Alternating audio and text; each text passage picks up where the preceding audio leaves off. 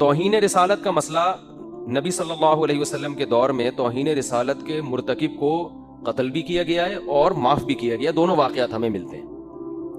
बाज़ दफ़ा आपने किसी मसलहत से छोड़ दिया, बाज़ दफ़ा कत्ल कर दिया, दोनों वाक़यात हमें मिलते हैं। बाज़ दफ़ा ये हुआ कि कत्ल का ऑर्डर दिया लेकिन उसने माफ़ी मांग ली तो आपने उसको छोड़ दिया। हर तरह के वाक़यात हमें मिलते हैं। और जज्बातियत को बहुत ज़्यादा फ़रोग़ दिया जा रहा है। हम थोड़ा पीछे जाते हैं। जुनैद जमशेद की ज़बान से एक लफ्ज़ निकल गया था, गलती हो गई थी उससे। हज़रत आयशा के बारे में कुछ कलिमात उसने ऐसे कहे जो मैं समझता हूँ गैर शरई भी नहीं थे, ना उसमें कोई गुस्ताखी का पहलू था, लेकिन अगर कोई गुस्ताखी निकालना चाहता तो निकाल सकता था। उसके साथ जो हशर हुआ वो सारी दुनिया के सामने। मेरी उस वक्त जुनैद जमशेद से मुलाकात नहीं थी, लेकिन उनके रिलेटिव मुझसे मिले थे। उन्होंने बताया था कि जुनैद जमशेद इतनी टेंशन में है कि आपकी सोच होगी। तो जरा सा मेरी अम्मी आयशा के बारे में कुछ ऐसी बात हो गई जो यूं कह देता तो ज्यादा अच्छी थी, यूं कह देना थोड़ा सा नामुनासिब। जबान है इंसान की।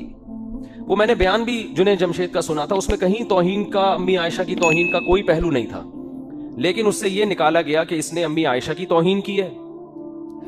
फिर नबी की बीवी की तौहीन नबी की तौहीन है, तो ये गुस्ताखे सहाबिया भी है और गुस्ताखे रसूल भी है। और जज्बाती लोगों ने एयरपोर्ट पे उसको मारा भी, पीटा भी। जिस पे गुजरती है ना वो जानता है कि, और खासतौर पे एक आदमी जो इज्जतदार हो, मुआशरे में मशहूर, एक सेलिब्रिटी हो, इस तरह से उसको एयरपोर्ट पे मारा कूटा गया है। जुनैद जमशेद ने माफी का ऐलान कर दिया, मुझे किसी से कोई इंतकाम लेना नहीं है। मैंने पैगाम पहुंचवाने की कोशिश की, पता नहीं वो पैगाम पहुंचा नहीं पहुंचा। बयान भी किया कि माफी बनती नहीं है। जिन लोगों ने मारा है उनके खिलाफ कानूनी कार्रवाई होनी चाहिए। हम जुनैद जमशेद की जात को नहीं देख रहे थे, हम ये देख रहे थे कि इस जज्बातीपन को अगर कंट्रोल ना किया गया ना तो ये मामला कम नहीं होगा, ये आगे बढ़ेगा।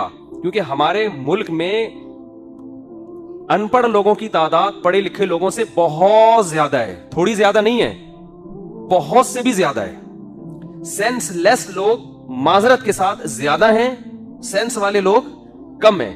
मजहब पर अमल तो सवाल ही पैदा नहीं होता ना। मजहब पर अमल तो जितने लोग कर रहे हैं वो तो आपको पता है। मजहब के नाम पे मारना कूटना, मजहब के नाम पे किसी को ठोक देना पकड़ के, ये जन्नत जाने का बेहतरीन रास्ता है ये। उस वक्त भी मैंने ये बयान किया था, उस वक्त भी मैंने दोस्त अहबाब को कहा था कि भाई ये चीज रोकने की जरूरत है। लेकिन अफसोस के साथ कहना पड़ता है कि शायद उस वक्त इतने भरपूर तरीके से इस पर आवाज उठाई नहीं गई।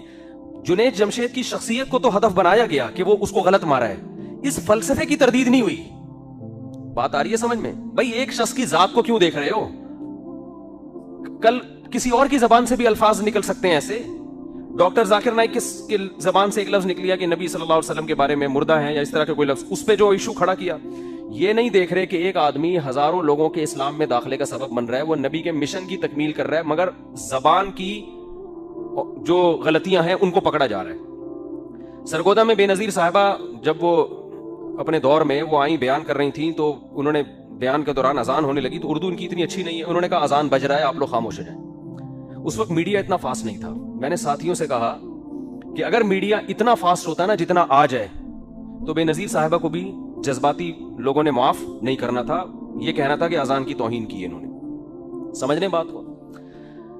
सरगोदा में मौलाना हुसैन नेलवी रहिमहुल्लाह ताला बहुत बड़े आलिम थे, क्योंकि मेरा बचपन में सरगोदा में भी मैंने बहुत टाइम गुजारा है। हमारी जब भी स्कूल की छुट्टियां होती थी जून जुलाई की, हम सरगोदा चले जाते। हमारा नियाल था वहाँ पे, सेटेलाइट टाउन सरगोदा। तो सुनहरी मस्जिद हमारे नाना के घर के करीब थी, वहाँ हम अक्सर नमाज पढ़ लिया करते थे जाके। हजरत मौलाना हुसैन नेलवी बड़े बुजुर्ग आदमी थे, ठीक है उनके पास इख्तलाफात भी हैं, तफर्रुदात भी हैं उनके, लेकिन ओवरऑल बहुत सुलझे हुए, बहुत ही मिचोर बुजुर्ग थे। उन्होंने कोई किताब लिखी, उसमें ऐसा लफ्ज कह दिया, लिख दिया, इंसान लिखता है लंबी लंबी किताबें, उस लफ्ज को बुनियाद बना के उनके खिलाफ अदालत में केस किया गया कि इन्होंने हजरत हुसैन या हजरत हसन इनकी तौहीन की। हालांकि वो तौहीन बनती नहीं थी, लेकिन कोई कशीद करना चाहता ना उससे तौहीन, कोई निकालना चाहता तो निकाल भी सकता था। जज चूंकि वो पहले से ही, बाज़ दफा जज भी अपनी वो दुश्मनी निकाल रहे होते हैं, उसने अहले बैत की तौहीन का केस बना के मौलाना हुसैन नेलवी साहब को जेल में बंद कर दिया और उनका जनाजा जेल से उठाए। अब आप बताओ किस कदर बदबख्ती की बात है। एक आदमी जो सारी जिंदगी अहले बैत का दिफा करता रहा, नबी की हदीसों का दिफा करता रहा, इस्लाम की तरवीज का जरिया बना, इंतहाई थोड़ी तनख्वाह में, देवबंद से फारिग थे वो। हमारे शेख हजरत मुफ्ती रशीद अहमद साहब रहमहुल्लाह ताला के क्लास फेलो थे, और मुफ्ती रशीद अहमद साहब कहा करते थे उनके बारे में, ये शख्स पैदाइशी शरीफ मालूम होता है, यानी मिजाज में शराफत नहीं होती, नरम खो, नरम मिजाज और इल्म के समंदर थे वो, फिकी बसीरत हर लिहाज से, और परहेजगार। इतनी थोड़ी तनख्वाह में इतने बड़े आलिम ने एक सरगोदा की एक छोटी सी मस्जिद में इमामत कर रहे थे, कोई दुनिया की मोहब्बत नहीं। जरा से कलम के को बुनियाद बना के अहले बैत का गुस्ताख करार देके उनको कहां ले गए? जेल, और जनाजा जेल से उठा उनका। तो मैं जब 8वीं क्लास में पढ़ा करता था, क्योंकि मैं तो ये सब चीजें बहुत अरसे से देख रहा हूं ना, उस वक्त से मैं ये कह रहा था कि मजहबी हल्के को भरपूर आवाज उठानी चाहिए कि इस मसले को वाजे करें कि कत्ल करेगा कौन। नंबर 2, गुस्ताखी की डेफिनेशन क्या है? समझ में आ रही बात कि नहीं आ रही?